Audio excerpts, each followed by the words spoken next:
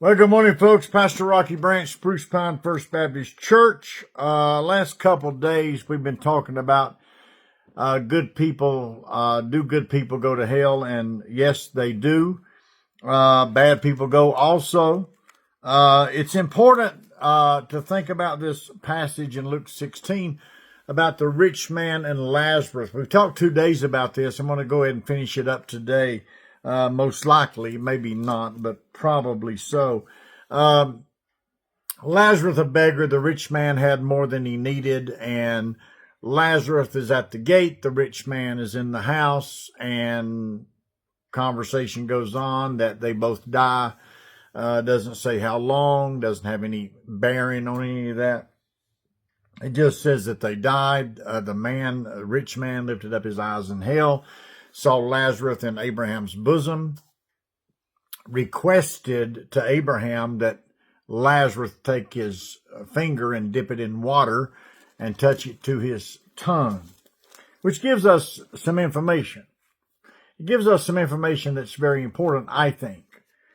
In this particular parable, now let me say this to you, and just don't rush either way, yes or no, with what I'm going to say to you. I'm just going to ask you to consider. I've heard people preach on this passage that says that the people in heaven can see the people in hell, or the people in hell can see the people in heaven, based on this passage. Well, I don't think that's possible based on this passage, because now they might be able to do that. I don't think personally that they can, but they may be able to, but I don't think so. The reason I don't think so on this passage is because they were in paradise. Jesus is the first fruits of the dead. He was the first one that opened up heaven to lead people out of paradise into heaven. The process of that changes everything. There is no gulf between heaven and hell, or paradise and hell, anymore, because Jesus Christ opened up heaven. Hell is a long way from this location. I don't think you have any Bible. Now you do if you just stick with this parable. If you just stay, but the problem with the parable, and not a problem with it, but the difficulty with the parable is that Jesus hasn't died yet. So in the parable, yes, the rich man did see Lazarus, but Jesus hadn't died and resurrected yet. When Jesus dies and resurrects, I don't think there's any way in the world, or out of the world, either one, that a man in hell can see a person in heaven, or vice versa.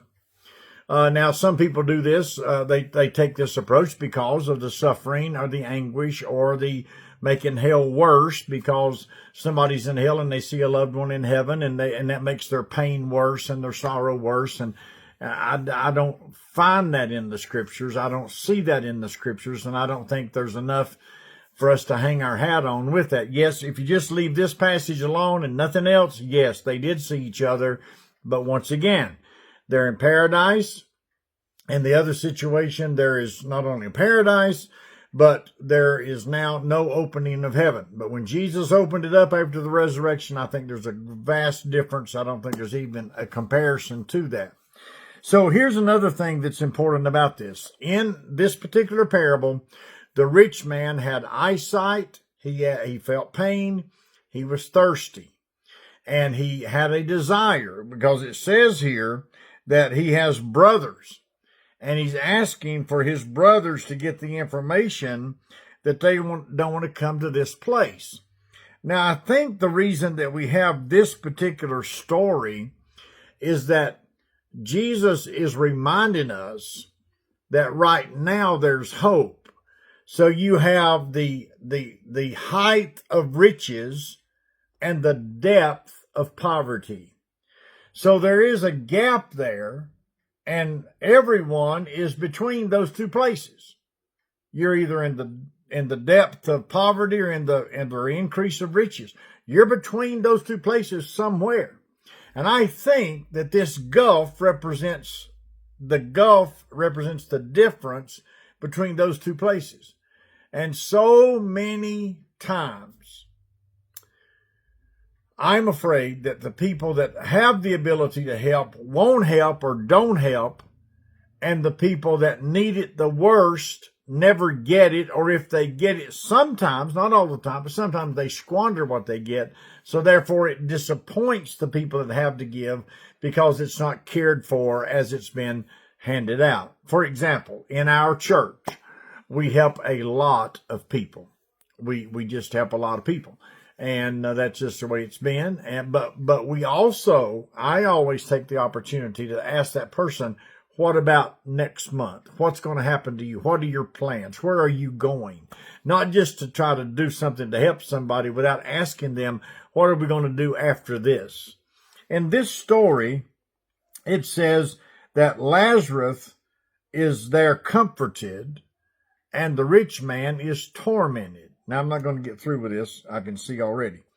But let me just mention to you to think about this. I don't think, based on the resurrection and the entry into heaven, that people in heaven can see people in hell, or people in hell can see people in heaven. But they saw him here. They did. The rich man saw Lazarus. Abraham talked to the rich man. That's a completely different issue. So I believe it's important to say this. If you were to consider that you were in heaven and a family member of yours was in hell and you could see them, that would change your experience, and vice versa. I mean, hell's going to be hell. It's not going to matter who sees you or whatever, but I don't think that's available. And the reason being is Jesus has not died. Jesus has not resurrected. He has not entered into heaven yet. So just think about those things. Let that study in your mind a little bit. Drop a comment if you can. Just let that bounce around, and I'll finish hopefully tomorrow. God bless you.